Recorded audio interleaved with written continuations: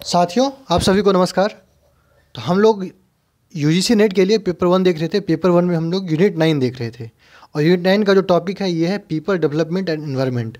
अगर आप इसको एक लाइन में बोलिएगा तो मतलब आपको इन्वायरमेंट इसमें पढ़ना है। ठीक है, तो हम लोग उसका पहला लेक्चर इससे पहले देखे थे। जो लोग इसमें आ रहे हैं सबसे पहले आप उस वीडियो को देख लीजिए, फिर इस वीडियो को आप देखिएगा। तो पेपर 1 में इस यूनिट में आपका टोटल 7 टॉपिक है। तो पहला टॉपिक पहले क्लास में देखिए, आज हम लोग दूसरा टॉपिक देखने जा रहे हैं। ठीक है, इससे पहले वीडियो स्टार्ट करने से पहले जो भी लोग इस चैनल पर नए हैं, चैनल को सब्सक्राइब कर लीजिए, बेल आइकन को प्रेस करिए और अपने दोस्तों के साथ शेयर करिए और अधिक से अधिक चैनल को ग्रो करिए। जितना चैनल ग्रो करेगा आप लोगों के लिए हम उतना अच्छा कंटेंट लाने का पूरा कोशिश करेंगे। ठीक है, चलिए अब हम ये समझते हैं कि हम लोग जो पढ़ाई करेंगे पेपर 1 के लिए, देखिए हम लोग कोशिश करेंगे कि जो क्लास हम लोग का चल रहा है ये अल्टरनेट डे पे चले। जैसे आज हो गया तो अब परसों फिर क्लास आएगा। सप्ताह में 4 क्लास आपका आएगा, 3 से 4 क्लास आएगा। ठीक है, आप लोग परेशान मत होइए, हम टाइम पे आपका जो भी सिलेबस है उसको कंप्लीट कर देंगे, आपको घबराना बिल्कुल भी नहीं है। ठीक है, चलिए हम लोग आज का जो टॉपिक है कि anthropogenic activities and there impact on environment. मतलब ये कह रहा है कि एंथ्रोपोजेनिक एक्टिविटी का मतलब होता है कि ह्यूमन बींग के कारण जो भी चीज़ यहाँ पे रिलीज होता है, इन्वायरमेंट में जो भी चीज़ रिलीज होता है उसी को बोलते हैं एंथ्रोपोजेनिक एक्टिविटी। तो एंथ्रोपोजेनिक एक्टिविटी बारे समझना है, देयर इम्पैक्ट ऑन एनवायरनमेंट। तो हम लोग के एक्टिविटी के कारण जो भी चीज़ यहाँ पे मतलब कि पृथ्वी में या आपके इन्वायरमेंट में प्रोड्यूस हो रहा है उसका इन्वायरमेंट पे क्या इम्पैक्ट है, क्या प्रभाव है, तो हम लोग उसी को जनरली देखेंगे आज। ठीक है, तो चलिए एंथ्रोपोजेनिक एक्टिविटी क्या है इसको समझते हैं। पहले डेफिनेशन क्या है, तो लिखा है the term anthropogenic designates an effort और object resulting from human activity. मतलब कि जो भी आपका चीज़ ह्यूमन एक्टिविटी से रिजल्ट हो रहा है, ह्यूमन एक्टिविटी से जो भी चीज़ रिलीज हो रहा है उसी को हम लोग क्या बोलेंगे, एंथ्रोपोजेनिक एक्टिविटी। आप एक चीज़ को समझिए कि एंथ्रोपोजेनिक एक्टिविटी जो है ये कुल मिला के नेगेटिव टर्म है। नेगेटिव टर्म इस सेंस में कि हम लोग जो भी पोल्यूटेंट रिलीज़ करते हैं, जैसे मान के चलिए कि आप पढ़ाई कर रहे हैं, दिन में क्या कर रहे हैं, दिन में भी आप बल्ब जला रहे हैं, बिना गर्मी का पंखा चला रहे हैं, तो ये एंथ्रोपोजेनिक एक्टिविटी है आपका, क्योंकि आपको ज़रूरत नहीं है लेकिन फिर भी आप उसको वेस्ट कर रहे हैं, एनर्जी वेस्ट कर रहे हैं आप। ठीक है, आप लाइट एनर्जी को वेस्ट कर रहे हैं। इसी प्रकार मान के चलिए कि आप खाना मंगाए हैं, खाना खाना है आपको आधा केजी, आप 1 केजी मंगा के आधा केजी वेस्ट कर दिए। ये सब क्या है, एंथ्रोपोजेनिक एक्टिविटी है। जैसे आप बाइक से जा रहे हैं मार्केट सामान लाने के लिए, तो बाइक से आप गए तो बाइक चलाएंगे तो वहाँ से क्या धुआं निकलेगा, तो धुआं क्या है, anthropogenic activity by the human. ठीक है, ये है। अब आगे देखते हैं, the term was first used in the technical sense by Russian geologist Alexei Pavlov. तो देखिए पहली बार जो एंथ्रोपोजेनिक शब्द का यूज़ जो है ये आपका रशियन जियोलॉजिस्ट एलेक्सी पेवलोव किए थे, पहली बार टेक्निकल सेंस में ये किए थे। It was first use in English by British ecologist Arthur Tansley. मतलब कि इसका जो है इंग्लिश डिक्शनरी टर्म में पहली बार जो इसका यूज़ किया था अर्थर टंसले यूज़ किया था, to human influences on climax plant community. समझ रहे हैं, पहली बार इसका यूज़ कौन किया था, एलेक्सी पेवलोव। ये टेक्निकल सेंस में किया था, लेकिन ये जो ह्यूमन के सेंस में, बात को अंतर समझिए, टेक्निकल सेंस में सबसे पहले एलेक्सी पेवलोव किया था, और ह्यूमन के सेंस में कि ह्यूमन के द्वारा जो भी एक्सक्रेशन हो रहा है, जो भी चीज़ एक्टिविटी हो रहा है उसके सेंस में सबसे पहली बार जो यूज़ किया था अर्थर टंसले किया था। ये सब एग्जाम में पूछ सकता है। ठीक है, the term is sometimes use in the context of pollution. देखिए है ना, pollution emission that are produce from human. क्या किया है, the term is sometimes use, इसको ये जो टर्म है एंथ्रोपोजेनिक एक्टिविटी, इसको हम यूज़ किस में करते हैं, pollution emission that are produced by human from human. मतलब कि मानव जो भी पॉल्यूशन रिलीज करता है उसके हम लोग सेंस में एंथ्रोपोजेनिक एक्टिविटी को यूज़ करते हैं। But also applies broadly to all major human impact on the environment. ठीक है, तो एंथ्रोपोजेनिक एक्टिविटी समझ गए कि हम लोग के द्वारा, मानव के द्वारा जो भी चीज़ रिलीज किया जा रहा है एनवायरमेंट में, ये सब क्या है, एंथ्रोपोजेनिक एक्टिविटी है। किसका है, मानव का। स्पष्ट है यहाँ पे। चलिए आगे देखते हैं, काउज ऑफ एंथ्रोपोजेनिक एक्टिविटी। मतलब एंथ्रोपोजेनिक एक्टिविटी का काउज क्या है, किस कारण से मानव जो है पॉल्यूशन रिलीज करता है अपने इन्वायरमेंट में। तो पहला है human over population. Human over population से क्या होगा कि आप क्या करिएगा, संसाधन का क्या करिएगा, दुरुपयोग करिए। मतलब कि संसाधन पे दबाव पड़ेगा ना। मान के चलिए कि एक घर में 5 लोग हैं, फिर उसी घर में 10 लोग हो गए, तो अब क्या होगा कि घर में पहले जो भी आपका अनाज था उस पर अब ज़्यादा स्ट्रेस पड़ जाएगा। इस स्ट्रेस से क्या हो जाएगा, इसका इम्पैक्ट किस पे, इसका जो इम्पैक्ट पड़ेगा ये आपका इन्वायरमेंट पे पड़ेगा। ठीक है, इन्वायरमेंट पे दबाव बनेगा। तो पहला है ह्यूमन ओवर पॉपुलेशन। दूसरा है ओवर कंजम्पशन। आप बहुत ज़्यादा अगर खाते हैं, मान के चलिए कि आपका जो है 4 रोटी में पेट भर जा रहा है, आप 8 रोटी खा रहे हैं, सब आदमी अपना रोटी का डोज 4 बढ़ा दे, तो क्या होगा, जो आपका सॉइल है, सॉइल से ज़्यादा प्रोडक्शन करना पड़ेगा, ज़्यादा प्रोडक्शन के लिए आपको खाद डालना पड़ेगा खेत में। इससे क्या होगा कि जो आपका सॉइल है, इस पे क्या बनेगा, दबाव बनेगा, दबाव बढ़ेगा और इससे गैस वैस रिलीज होगा एनवायरनमेंट में, पोल्यूशन बढ़ेगा। समझ रहे हैं ना। तो आपका जो एक्टिविटी है ओवर कंजम्पशन का, बहुत अधिक खाने का, इससे भी क्या होता है, एंथ्रोपोजेनिक चीज़ सब रिलीज होता है, जैसे पोल्यूटेंट हो गया, सॉइल का डिग्रेडेशन हो जाता है, सॉइल का क्षरण होने लगता है। समझ रहे हैं ना। चलिए तीसरा पॉइंट देखते हैं, इकोनॉमिक एक्टिविटी। इकोनॉमिक एक्टिविटी में मतलब जैसे सड़क बना रहे हैं तो पोल्यूशन रिलीज होगा, अब गाड़ी चला रहे हैं, ठीक है। जो भी इकोनॉमिक एक्टिविटी होगा उससे इन्वायरमेंट पे गलत इंपैक्ट पड़ता है, नेगेटिव इंपैक्ट पड़ता है। इसलिए कहा गया है कि सस्टेनेबल डेवलपमेंट जो रही है, हमको इकोनॉमिक एक्टिविटी तो करना है, सस्टेनेबल दायरे में करना है। ऐसा करना है कि सस्टेनेबिलिटी भी हो और हमारा डेवलपमेंट भी हो। चौथा देखते हैं डिफॉरेस्टेशन। जैसे कि आप जंगलों काटिएगा तो क्या होगा, जो आपका इमिशंस है CO2 वो मतलब कि जो पेड़ पौधा एब्जॉर्ब नहीं कर पाएगा तो क्या होगा, आपका जो क्लाइमेट है बहुत ज़्यादा गर्म रहेगा।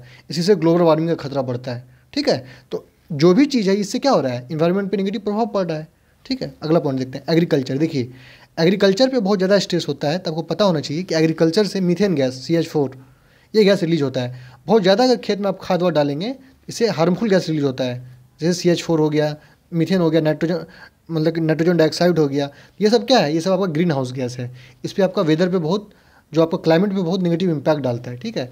इसलिए एग्रीकल्चर भी हिसाब से करना है, बहुत ज़्यादा एग्रीकल्चर के कारण जो है आपका एनवायरनमेंट पे दुष्प्रभाव पड़ेगा।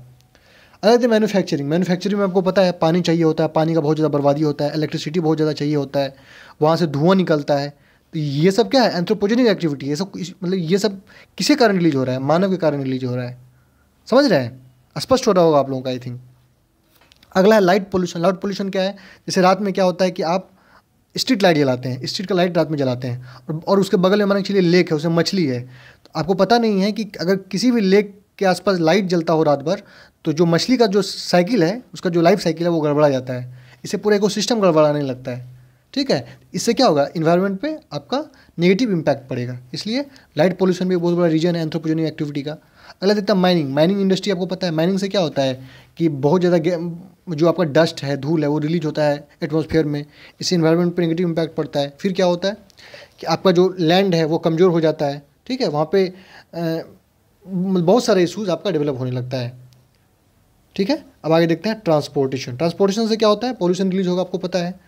डेवलपमेंटल वर्क, तो डेवलपमेंटल वर्क जो इसी में आ जाएगा। तो ये सब आपका काउज है एंथ्रोपोजेनिक एक्टिविटी का, ठीक है। अब हम देखते हैं कि इसका इम्पैक्ट क्या पड़ेगा, इम्पैक्ट ऑन इन्वायरमेंट किसका, ये सब जो आपका हो रहा है एंथ्रोपोजेनिक एक्टिविटी, ये सब तो एंथ्रोपोजेनिक एक्टिविटी है जो कि हम लोग मानव करते हैं। इकोनॉमिक एक्टिविटी कौन करता है, मानव करता है। डिफॉरेस्टेशन कौन करता है, मानव करता है। तो जो भी चीज़ मानव कर रहा है उसका नेगेटिव इम्पैक्ट हो पर्यावरण पे, वो क्या है, एंथ्रोपोजेनिक एक्टिविटी है। अब देखते हैं कि इसका इम्पैक्ट क्या पड़ता है इन्वायरमेंट पर, ठीक है। पॉजिटिव इम्पैक्ट पड़ेगा या नेगेटिव इम्पैक्ट पड़ेगा। तो देखिए एंथ्रोपोजेनिक एक्टिविटी का जो इम्पैक्ट है वो नेगेटिव भी पड़ता है जनरली, ठीक है। तो पहला इम्पैक्ट देखते हैं, इन्वायरमेंट डिग्रेडेशन। मतलब इन्वायरमेंट का इन्वायरमेंट आपका ख़राब हो रहा है। डिग्रेडेशन का मतलब ख़राब होना होता है। क्या होता है, देखिए गंदा पानी रिलीज हो रहा है, देखिए यहाँ पे पोल्यूशन रिलीज हो रहा है। यहाँ पे देखिए हम लोग प्लास्टिक जो फेंक देते हैं बाहर में, तो वो कितना जमा हो गया है। इससे सॉइल ख़राब होता है, पानी ख़राब होता है। देखिए पौधा काट दिए हैं, देखिए यहाँ पे खेत में पानी नहीं मिल रहा है, ठीक है। तो ये सब, यहाँ देखिए आग लगा दिए हैं तो पूरा धुआं जल रहा है। इन्वायरमेंटल इससे इन्वायरमेंट क्या होता है आपका, ख़राब होता है। तो पहला इम्पैक्ट है कि इन्वायरमेंटल का डिग्रेडेशन होता है। दूसरा इम्पैक्ट देखते हैं, क्लाइमेट चेंज। देखिए जलवायु परिवर्तन होता है। जलवायु परिवर्तन का मतलब क्या होगा, जलवायु परिवर्तन का मतलब होगा कि आपको कभी भी बारिश होने लग जाएगा, ठंडा समय पे नहीं आएगा। ठंडा आएगा, मान के चलिए कि आपका मैक्सिमम ठंडा जाता है 5 डिग्री सेल्सियस, चल जाएगा -20 डिग्री सेल्सियस। मतलब जो भी आपका क्लाइमेट है, जो आपका वेदर है, उसमें बहुत सडन चेंज मिलेगा। ठंडा में बारिश होने लग जाएगा, समझ रहे हैं ना। तो ये सब चीज़ जो है क्लाइमेट चेंज है। क्लाइमेट चेंज में क्या होता है कि सी लेवल, जो आपका समुद्र का पानी है, उसका सतह उसका जो वॉल्यूम है बढ़ता है, पोल्यूशन बढ़ता है, वेजिटेशन आपका लॉस होता है। ग्लेशियर, जो भी आपका बर्फ़ है, ग्लेशियर नॉर्थ और साउथ पोल पे वो पिघलने लग जाता है, ठीक है। आपका टेम्परेचर अर्थ का बढ़ता है, ठीक है। जेनेटिक डाइवर्सिटी घटता है, सोलर रेडिएशन ये भी घटता है, बढ़ता है, सब कुछ होता है। तो क्लाइमेट कुल मिला के समझना है आपको कि एंथ्रोपोजेनिक एक्टिविटी से क्लाइमेट चेंज का खतरा रहता है, ठीक है। अब चलिए तीसरा पॉइंट देखते हैं, ग्लोबल वार्मिंग। तो अब चलिए एक चीज़ आपको हम समझाना चाहते हैं, ग्लोबल वार्मिंग क्या है। देखिए सबसे पहले आपको हम ग्रीन हाउस गैस समझाते हैं कि ग्रीन हाउस गैस क्या है। देखिए ये आपका इन्वायरमेंट, ये आपका अर्थ है, ये क्या आपका बताइए, एटमॉस्फेयर है। तो देखिए हम लोग का जो पृथ्वी गर्म होता है, जो हम लोग का एटमॉस्फेयर गर्म होता है, हम लोग का जो पृथ्वी गर्म होता है ना, ये सन से जो रे आता है उसको एब्जॉर्व करके पृथ्वी गर्म रहता है। लेकिन हम लोग का जो एटमॉस्फेयर गर्म होता है, पृथ्वी जो सन का एनर्जी आया, पृथ्वी उसको एब्जॉर्ब किया, फिर पृथ्वी उसको रेडिएट करती है, ठीक है। इस रेडिएशन के कारण जो है आपका एटमॉस्फेयर गर्म होता है। हम लोग का एटमॉस्फेयर जो गर्म है वह सूर्य की रोशनी से नहीं होता है, ये आपको ऑप्शन में देगा। हमारा एटमॉस्फेयर गर्म जो है वह सूर्य की रोशनी से नहीं होता है। हमारा जो एटमॉस्फेयर गर्म किससे होता है? पृथ्वी जो सूर्य का रोशनी को ऑब्जर्व करके जो रेडिएट करता है उसी से हमारा एटमॉस्फेयर गर्म होता है। ये बात समझ में आ गया आपका? एटमॉस्फेयर गर्म हो रहा है आपका अर्थ के रेडिएशन के कारण। अब समझते हैं ग्रीन हाउस गैस क्या है। देखिए, ये आपका ग्रीन हाउस गैस का एक लेयर होता है एटमॉस्फेयर में। सूर्य का रोशनी आया, अंदर आया, तो फिर जैसे रोशनी आके पृथ्वी से टकराएगा तो ये रेडिएट करके बाहर जाएगा। अगर मान के चलिए ग्रीन हाउस गैस का कवर रहेगा एटमॉस्फेयर में, तो ये जो रेडिएशन है ये अंदर रुकेगा, तो रुकेगा तो क्या होगा? पृथ्वी पर गर्म रहेगा। अगर मान के चलिए ग्रीन हाउस गैस एकदम ना रहे, ये ग्रीन हाउस गैस को पूरा हटा दीजिए, तो क्या होगा? पूरा हटाएंगे तो क्या होगा? जो भी आपका हीट है एटमॉस्फेयर से वो बाहर चले जाएगा। पृथ्वी पर टेम्परेचर कितना हो जाएगा? -100 डिग्री टेम्परेचर। हम लोग रहने के लायक नहीं होंगे, समझ रहे हैं ना? तो ये चीज़ लोग समझते हैं कि ग्रीन हाउस गैस जो है हमारे लिए बहुत ख़राब है। ग्रीन हाउस गैस हमारे लिए बहुत इंपॉर्टेंट है। अगर ग्रीन हाउस गैस नहीं होगा तो हम लोग जी भी नहीं पाएंगे, क्योंकि अगर ग्रीन हाउस गैस नहीं होगा तो क्या होगा? पृथ्वी का जो टेम्परेचर है बहुत नेगेटिव चला जाएगा, बहुत माइनस चला जाएगा। और ग्रीन हाउस गैस अगर बहुत चले आएगा तो उससे भी नुकसान है। क्यों? कि जो रेडिएशन है बाहर एकदम नहीं आ पाएगा, तो इसका टेम्परेचर बहुत ज़्यादा बढ़ जाएगा।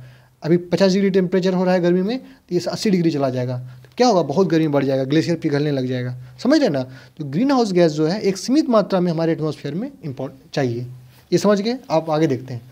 तो ग्लोबल वार्मिंग इसी से आता है। ग्लोबल वार्मिंग कब आता है? जब आपका ग्रीन हाउस गैस कम हो जाता है। जब ग्रीन हाउस गैस कम हो जाएगा, जब बढ़ जाएगा ग्रीन हाउस गैस, जब बहुत ज़्यादा ग्रीन हाउस गैस बढ़ जाएगा, तो जो सूर्य का रोशनी आया पृथ्वी पे, ये जो रेडिएट होगा ये पूरा अंदर में रह जाएगा, ठीक है, बाहर नहीं जा पाएगा थोड़ा सा भी। तो बाहर नहीं जाएगा तो क्या होगा? ये पृथ्वी पूरा गर्म हो जाएगा, ठीक है। गर्म हो जाएगा तो क्या होगा आपका? बताइए। ग्लोबल वार्मिंग से क्या होगा? आपका टेम्परेचर बढ़ जाएगा पृथ्वी का, बहुत ज़्यादा गर्मी पड़ेगा, लू चलेगा, आपका जो ग्लेशियर है पिघल जाएगा, बाढ़ आएगा बहुत ज़्यादा, ठीक है। ये है। तो चौथा देखते हैं, ओजोन डिप्लेशन। आपको पता है कि जो आपका एंथ्रोपोजेनिक एक्टिविटी है, हम लोग जैसे आपको पता है हम लोग जो रेफ्रिजरेटर यूज़ करते हैं, फ्रिज यूज़ करते हैं, उससे क्लोरोफ्लोरोकार्बन निकलता है जो कि ओजोन लेयर को डिप्लीट करता है। अगर ये ओजोन लेयर नहीं होगा तो हम लोग जो सूर्य से जो रोशनी आता है उससे हम लोग को कैंसर का खतरा मंडराता रहता है, उससे हमको कैंसर का खतरा हो सकता है, समझ गए? तो ये भी हमारा हेल्प करता है ओजोन डिप्लेशन में। ओजोन डिप्लेशन में काफ़ी सहायक है आपका एंथ्रोपोजेनिक एक्टिविटी, इसलिए हमको एंथ्रोपोजेनिक एक्टिविटी कम करना पड़ेगा, ठीक है। अगला देखते हैं ओशियन एसिडिफिकेशन। ओशियन एसिडिफिकेशन क्या है? कि हम लोग का जो भी एंथ्रोपोजेनिक एक्टिविटी है, मान के लिए हम लोग पेड़ पौधा बहुत ज़्यादा काट दिए, पेड़ पौधा नहीं है तो CO2 क्या करेगा? CO2 ओशियन, आपको पता होना चाहिए कि जो समुद्र है आपका वो बहुत ज़्यादा CO2 को एब्जॉर्व करता है, बहुत ज़्यादा। तो समुद्र में CO2 जाएगा, तो CO2 जाएगा, वहाँ पे H2O है, तो ये क्या बन जाएगा? H2CO3, carbonic acid. तो अब समुद्र में मान के चलिए कि एसिड का मात्रा बहुत बढ़ जाएगा, कार्बोनिक एसिड। तो समुद्र के अंदर जो भी आपका क्रस्टेशियंस है या जो भी आपका शैवाल वगैरह होता है, तो उसको रहने में बहुत दिक्कत हो जाएगा। जो भी छोटा छोटा मछली है सबको रहने में बहुत दिक्कत हो जाएगा। तो जो समुद्र का इकोसिस्टम है वो पूरी तरह से गड़बड़ा जाएगा। समुद्र के अंदर कोरल्स होता है, कोरल अगर एसिडिफिकेशन बहुत ज़्यादा हो जाता है ओशियन का, तो कोरल जो है आपका मरने लगता है, समझ रहे हैं ना? तो ओशियन एसिडिफिकेशन इससे होने लगता है। अगला पॉइंट देखते हैं, मास एक्सटिंक्शन व्हेन स्पीसीज। तो देखिए, इसे मास एक्सटिंक्शन का खतरा होता है जब कोई भी स्पीसीज जो है बहुत जल्दी खत्म हो रहा है लेकिन नया स्पीसीज कम बन रहा है, जिसको बोलते हैं मास एक्सटिंक्शन। अभी आपका 5th मास एक्सटिंक्शन चल रहा है, याद रखना है आपको। जब से पृथ्वी बना है तब से अब तक 5th मास एक्सटिंक्शन अभी चल रहा है, ठीक है, समझ में आ गया? अगला देखते हैं, बायोडाइवर्सिटी लॉस और इकोलॉजिकल क्राइसिस होता है किस चीज़ से? एंथ्रोपोजेनिक एक्टिविटी से। तो देखिए, लॉस ऑफ बायोडाइवर्सिटी क्या होता है? लैंड यूजेज होता है तो लैंड का डिग्रेडेशन होता है। इन्वेजिव स्पीसीज बढ़ जाता है। इन्वेजिव स्पीसीज क्या होता है? ऐसा स्पीसीज जब आपके इन्वायरमेंट में आएगा तो आसपास के जो भी जीव जंतु उसको मार देगा, जो भी पेड़ पौधा उसको मार देगा, ठीक है। इससे पॉल्यूशन बहुत ज़्यादा बढ़ता है, क्लाइमेट चेंज का खतरा रहता है और ओवर पॉपुलेशन का खतरा रहता है, ठीक है। किससे? एंथ्रोपोजेनिक एक्टिविटी से। अब देखते हैं लास्ट पॉइंट देखते हैं, कैटास्ट्रोफिक रिस्क। कैटास्ट्रोफिक रिस्क क्या होता है? ऐसा कोई भी रिस्क, ऐसा कोई भी प्रॉब्लम जिससे मानव प्रजाति पे खतरा हो जाए। जैसे देखिए क्लाइमेट चेंज, अगर क्लाइमेट चेंज हो जाएगा तो पूरे दुनिया के मानव पे खतरा मंडराएगा। न्यूक्लियर वार, अगर मान के लिए कि न्यूक्लियर वार हो जाएगा, जैसे इंडिया पाकिस्तान के बीच न्यूक्लियर वार हो जाए, इसका इम्पैक्ट पूरे दुनिया में जाएगा, ठीक है। नेचुरल पैंडेमिक, जैसे अभी कोविड-19 आया था, जैसे क्या था? नेचुरल पैंडेमिक था। इमर्जिंग रिस्क में बहुत ज़्यादा मतलब कि टेक्नोलॉजी का भी बहुत सारा रिस्क आता है। नेचुरल कैटास्ट्रोफी, जैसे कि मान के लिए पूरी दुनिया में भूकंप आ जाए तो इससे पूरी दुनिया खत्म हो सकता है, समझ रहे हैं? तो ये सब चीज़ अननोन रिस्क में भी बहुत सारी चीज़ होता है। तो ये सब चीज़ का भी रिस्क होता है एंथ्रोपोजेनिक एक्टिविटी से।